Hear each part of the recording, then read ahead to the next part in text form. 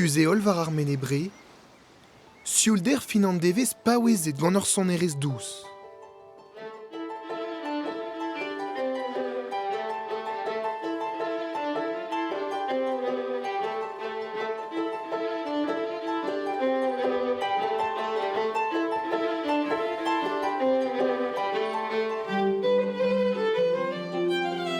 Celestinus an delen, yitka gant ar violon, so c'hoari sonioù eus Scandinavia, broioù ar Balkan, ha kelti kevel just. Pedet e oa an arverstour da veaji, ha da selaou sonerez, no deus ketrou da glevet aliez. Me sentet ma speret maget gant ar sonadelman. Lus kaoa, mais meus kavet oa douster d'an dius kwarn, quoi. Me jons din he brao a zont war a chapel, ya. Gant a zolier in kwad avec klewet mat ar musik hag an wendo.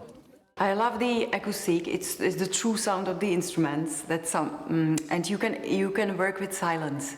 The silence is part of your performance. So I love working with silence while playing, especially in this duo.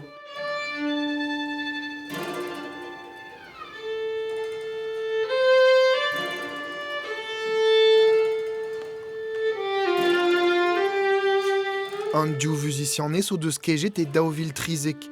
Celestine a o studia et tchekia bro yitka. Eskem e pat pel a raok senia assemblez, setu penañ zo bekrou et ar strolat delioù. Gant ar pal c'hoari Tonio Engounel, en o c'houlz.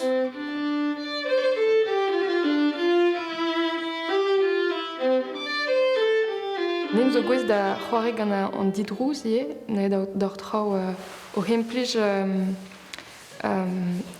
sonioù douz kenan, sonioù a contrast gant sonioù krin a dansou traoù fonusor a gant startigen, gant mur a startigen.